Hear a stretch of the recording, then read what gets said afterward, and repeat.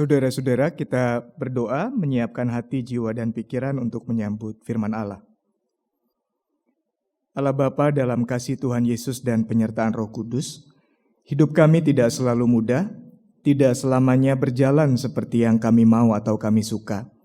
Kadang-kadang kami sedih, kadang-kadang kami marah, kadang-kadang kami kecewa. Tetapi dalam hidup yang seperti itu, kami selalu melihat kasih dan kebaikan-Mu. Itu sebabnya, walaupun kami tidak selalu bahagia, tapi di dalam Tuhan sesungguhnya kami punya alasan buat selalu bersuka cita. Terima kasih, sebab kami diingatkan kembali memiliki Tuhan yang sangat baik dalam hidup kami. Terima kasih, sebab dosa dan pelanggaran kami sudah Tuhan ampuni. Itu artinya, kami tidak lagi terhalang merasakan kelimpahan kasih karunia Tuhan dalam hidup kami. Terima kasih, sebab kami juga diberikan kesempatan untuk hidup dalam pertobatan dengan cara mendengarkan kebenaran firman Tuhan. Dengan hati yang sukacita, kami mohon Roh Kudus-Mu bekerja sedemikian rupa, agar kami dimampukan buat mengerti, boleh menghidupi, sehingga kami mengalami kebahagiaan yang sejati.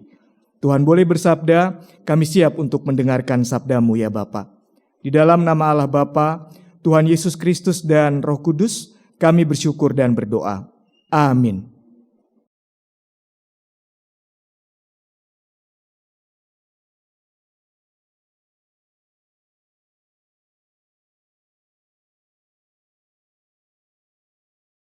Bacaan pertama dari Yeskiel pasal 2 ayat 1 sampai ayat ke-5. Yeskiel pasal 2 ayat 1 sampai 5. Ia berfirman kepadaku, "Hai anak manusia, berdirilah, aku hendak berbicara dengan engkau." Sementara ia berbicara dengan aku, Roh meliputi aku dan menegakkan aku, dan kemudian aku mendengar Dia yang berbicara dengan aku. Firman-Nya kepadaku, "Hai anak manusia, aku mengutus engkau kepada orang Israel, kepada bangsa pemberontak yang telah memberontak terhadap aku. Mereka dan nenek moyang mereka telah mendurhaka terhadap aku juga sampai hari ini. Kepada keturunan yang keras kepala dan tegar hati inilah aku mengutus engkau. Engkau harus mengatakan kepada mereka, beginilah firman Tuhan Allah. Baik mereka mendengarkan atau tidak, sebab mereka itu kaum pemberontak. Mereka akan mengetahui bahwa seorang nabi ada di tengah-tengah mereka." Demikianlah sabda Tuhan. Syukur kepada Allah.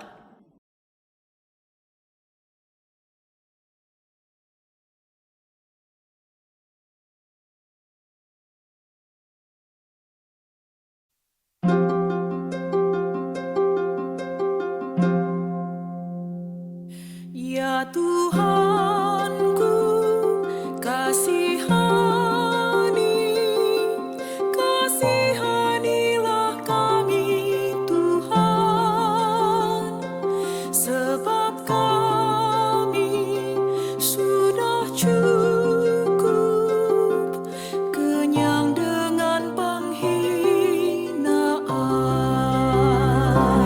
Ya Tuhanku, kasih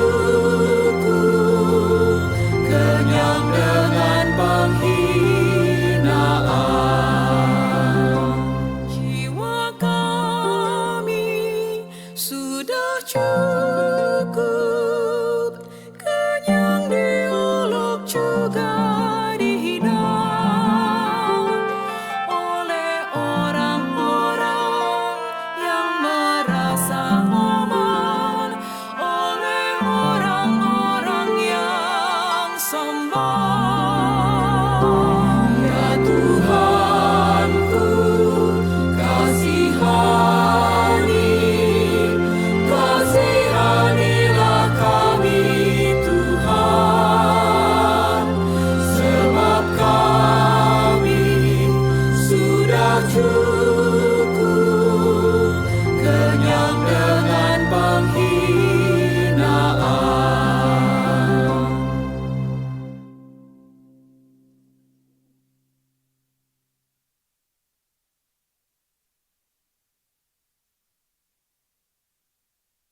Bacaan kedua dari surat 2 Korintus pasal yang ke-12 ayat 2 sampai dengan ayat yang ke-10. 2 Korintus 12 ayat 2 sampai dengan ayat yang 10. Aku tahu tentang seseorang di dalam Kristus. 14 tahun yang lampau, entah di dalam tubuh aku tidak tahu, entah di luar tubuh aku tidak tahu. Allah yang mengetahuinya. Orang itu diangkat ke tingkat yang ketiga dari sorga. Aku juga tahu tentang orang itu. Entah di dalam tubuh, entah di luar tubuh, aku tidak tahu. Allah yang mengetahuinya. Ia diangkat ke Firdaus, dan ia mendengar kata-kata yang tak terkatakan, yang tidak boleh diucapkan manusia. Atas orang itu aku hendak bermegah, tetapi atas diriku sendiri, aku tidak akan bermegah selain atas kelemahan-kelemahanku. Sebab sekiranya aku hendak bermegah juga, aku bukan orang bodoh lagi, karena aku mengatakan kebenaran. Namun, aku menahan diriku, supaya jangan ada orang yang berpikir tentang aku lebih daripada yang mereka lihat padaku, atau yang mereka dengar dari aku. Dan supaya aku jangan meninggikan diri karena pernyataan-pernyataan yang luar biasa itu, aku diberi suatu duri di dalam dagingku, yaitu seorang utusan iblis untuk menghantam aku supaya aku jangan meninggikan diri. Tentang hal itu, aku sudah 3 kali berseru kepada Tuhan, supaya utusan iblis itu mundur dari hadapanku. Namun jawab Tuhan kepadaku, cukuplah anugerahku bagimu, sebab justru dalam kelemahanlah kuasaku menjadi sempurna. Sebab itu aku terlebih suka bermegah atas kelemahanku, supaya kuasa Kristus turun menaungi aku.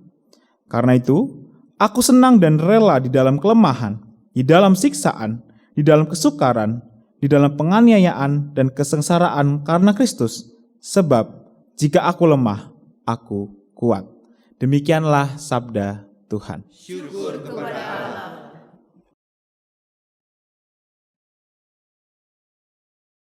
Saudara-saudara, Injil Tuhan kita Yesus Kristus menurut Markus pasal yang ke-6 ayat 1 sampai ayatnya yang ke-13.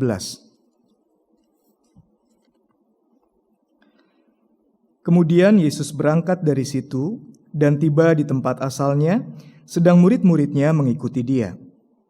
Pada hari Sabat ia mulai mengajar di rumah ibadat dan banyak orang takjub mendengarnya dan berkata, "Dari mana orang ini memperoleh hal-hal itu?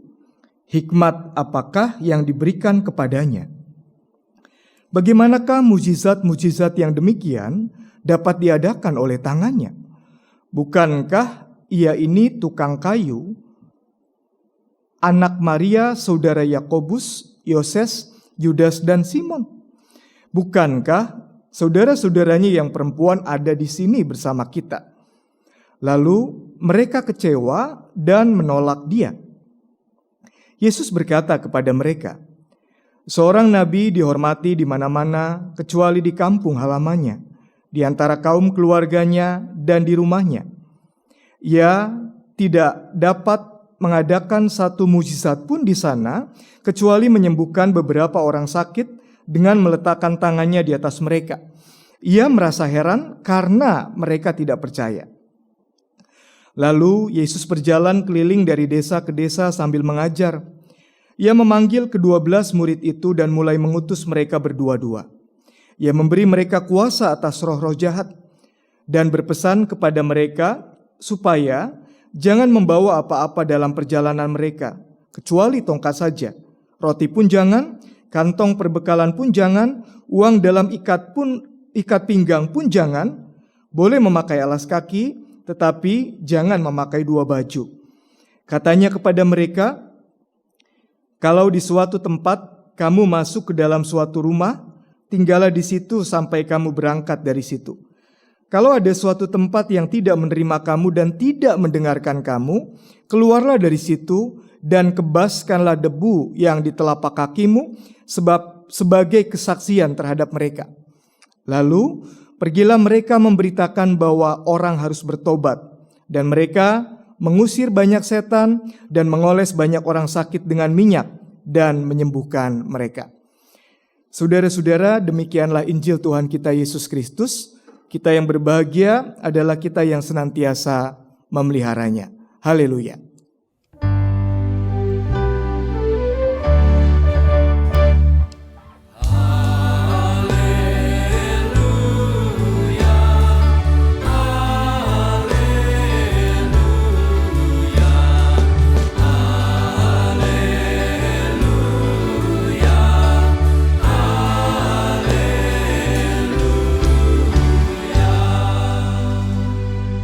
Silakan duduk.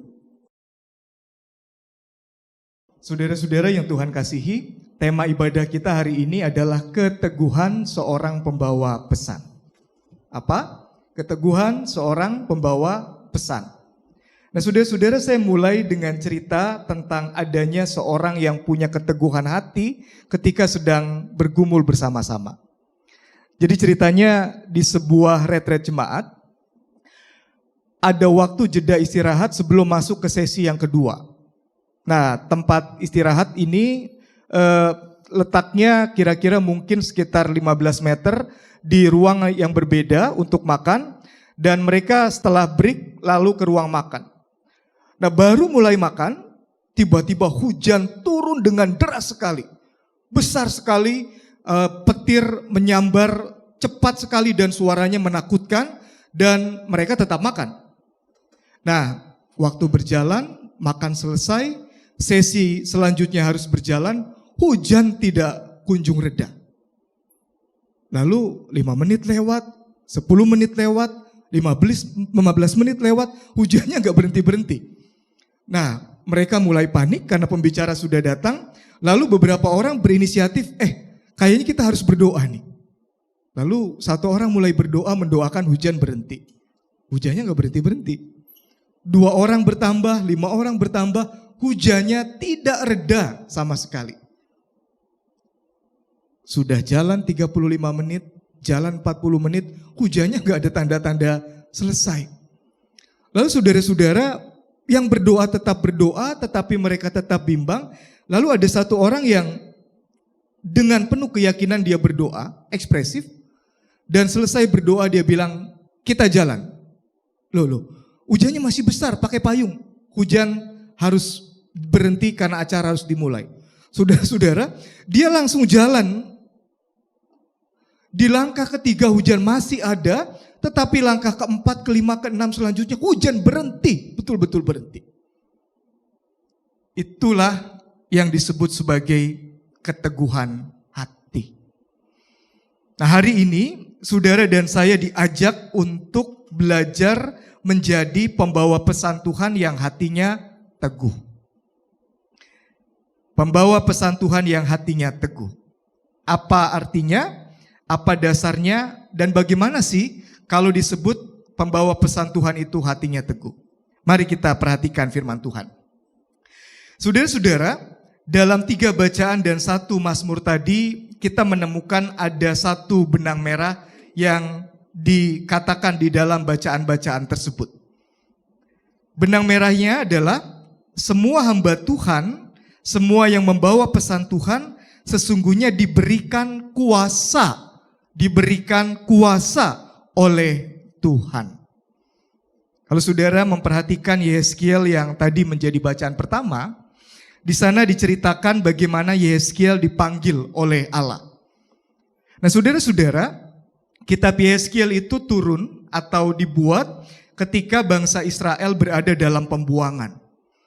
Nah, mereka dibuang ke Babel karena Tuhan murka melihat orang Israel itu berdosa. Tobat, kumat. Enggak betul-betul setia. Menyembah dewa lain kalau lagi susah supaya mendapat jalan keluar dari masalah, lalu mereka menyembah dewa. Nah, karena kesalahan berulang, Tuhan memberikan teguran kasih sayang dan mereka dibuang ke Babel. Dalam pembuangan ini, Tuhan mengutus nabi-nabi, salah satunya Yeskiel, dalam rangka membuat orang Israel itu betul-betul bertobat. Nah, Yeskiel tahu pasti orang-orang Israel ini orang yang tegar tengkuk, tidak bisa dikasih tahu. Kalau sudah punya mau ya jalan sendiri, kalau sudah senang dengan dosa tertentu ya terus berdosa, dan dia sebetulnya secara manusia nggak mau untuk menjadi nabi.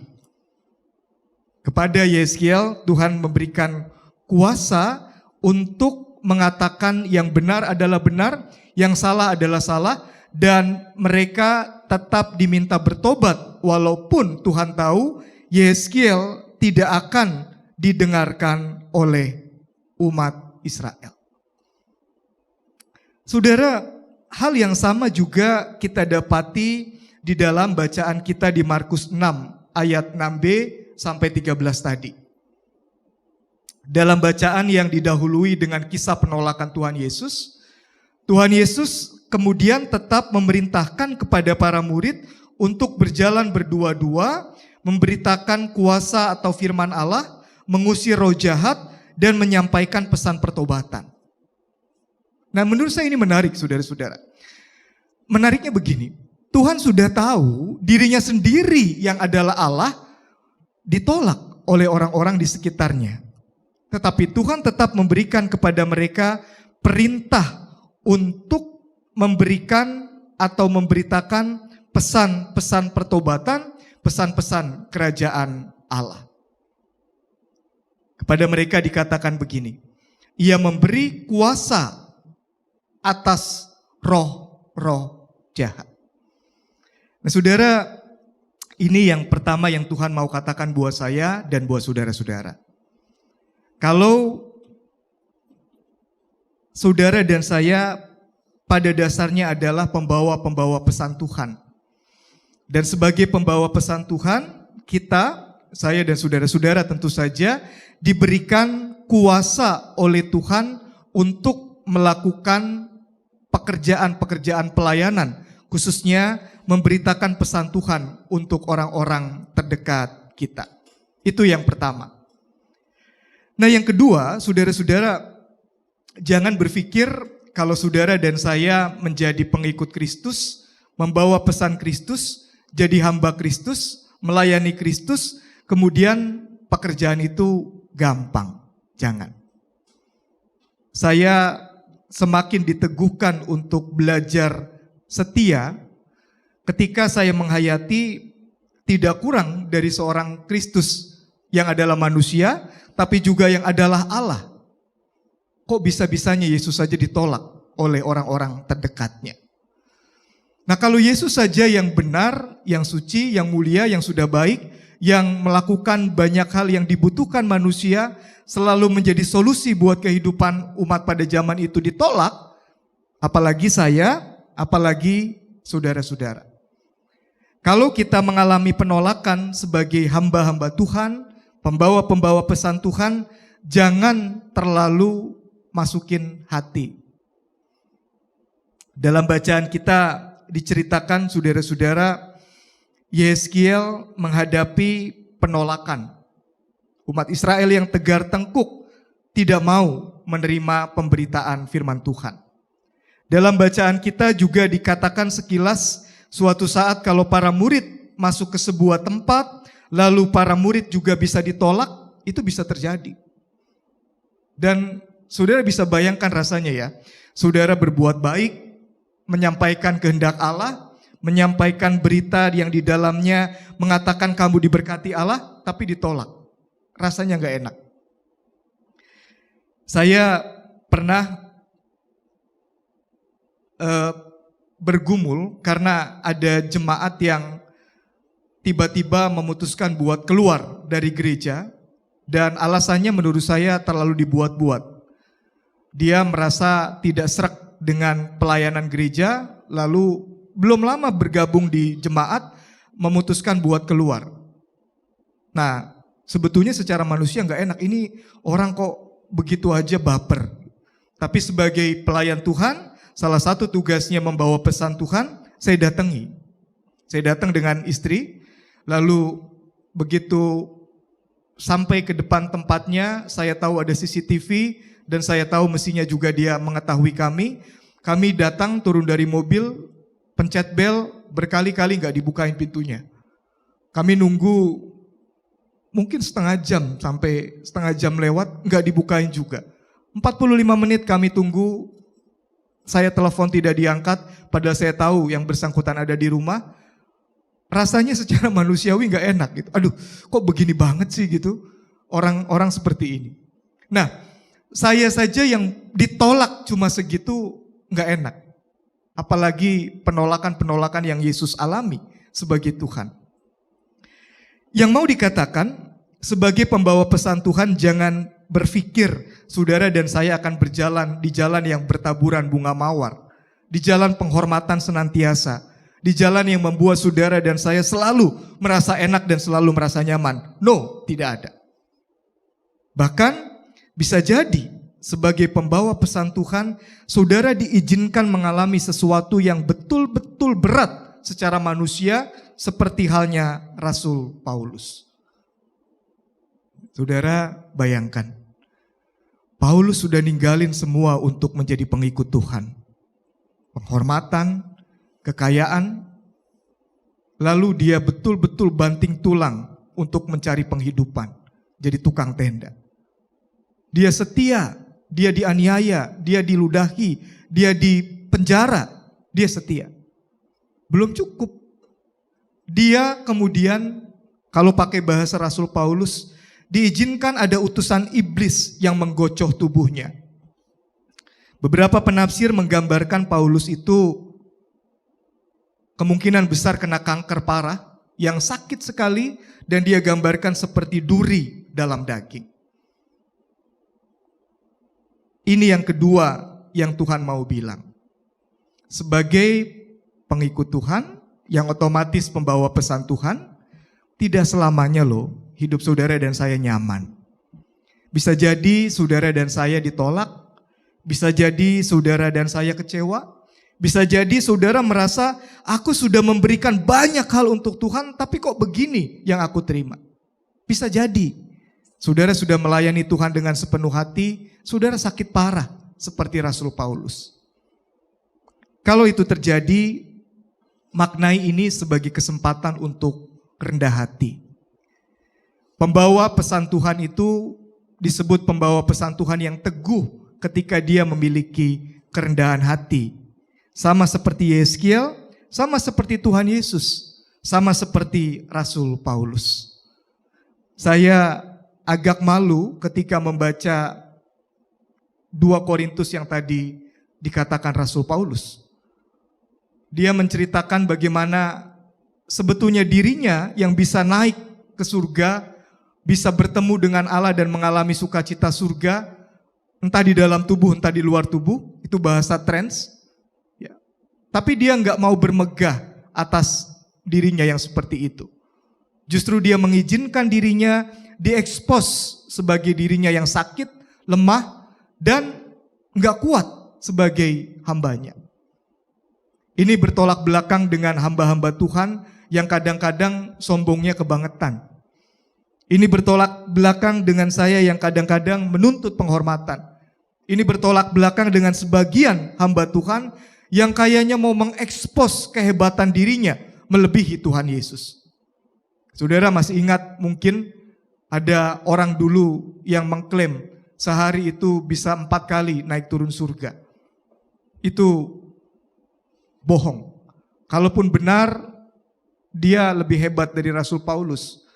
Tetapi kalaupun benar lebih hebat dari Rasul Paulus, orang ini tidak rendah hati.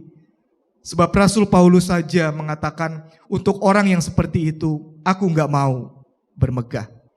Justru aku mau bermegah dalam kelemahan, supaya justru dalam kelemahan kuasa Tuhan menjadi nyata. Ini yang kedua. Saudara dan saya bisa saja ditolak, bisa saja sedih, bisa saja kecewa, bisa saja sakit. Tapi hamba Tuhan melihat itu sebagai kesempatan untuk belajar rendah hati. Yang terakhir, keteguhan seorang hamba Tuhan yang membawa pesan Tuhan dilihat dari kemampuannya yang bergantung teguh kepada Tuhan sebagai Tuhannya.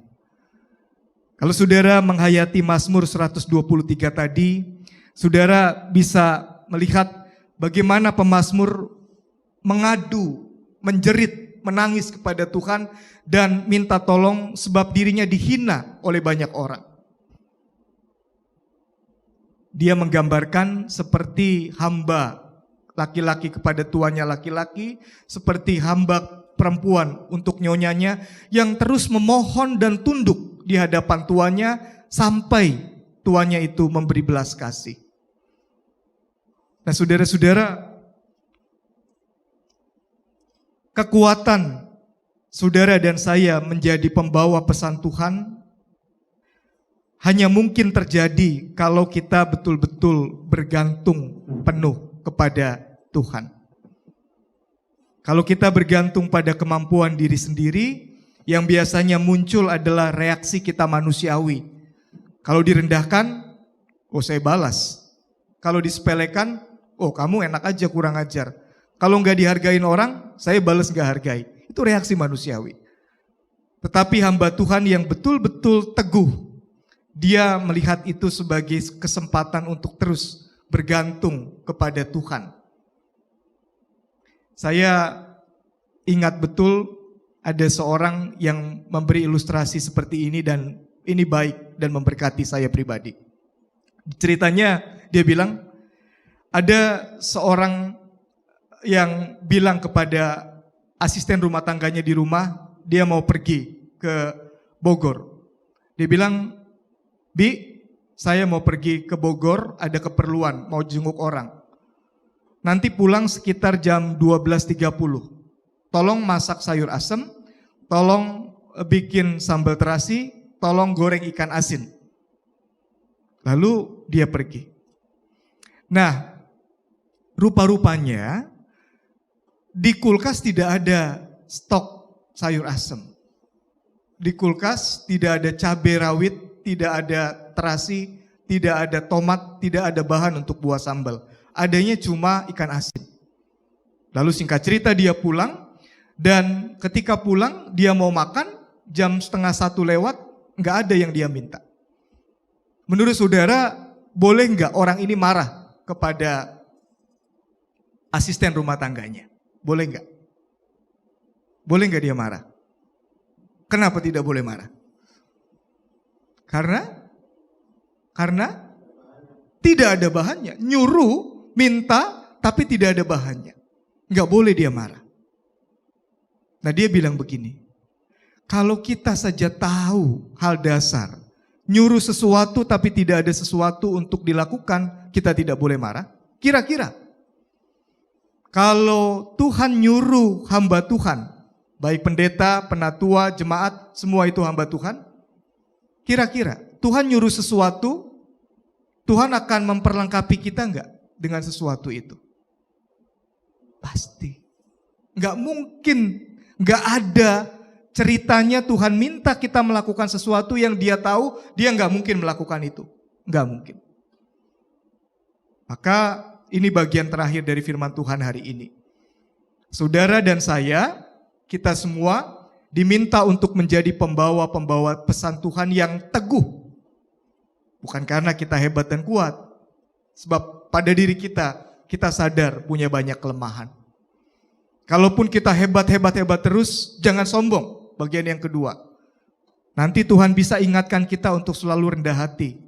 Sebab kita mungkin mengalami penolakan, mengalami kekecewaan, bisa saja sakit, bisa saja difitnah, tidak apa-apa.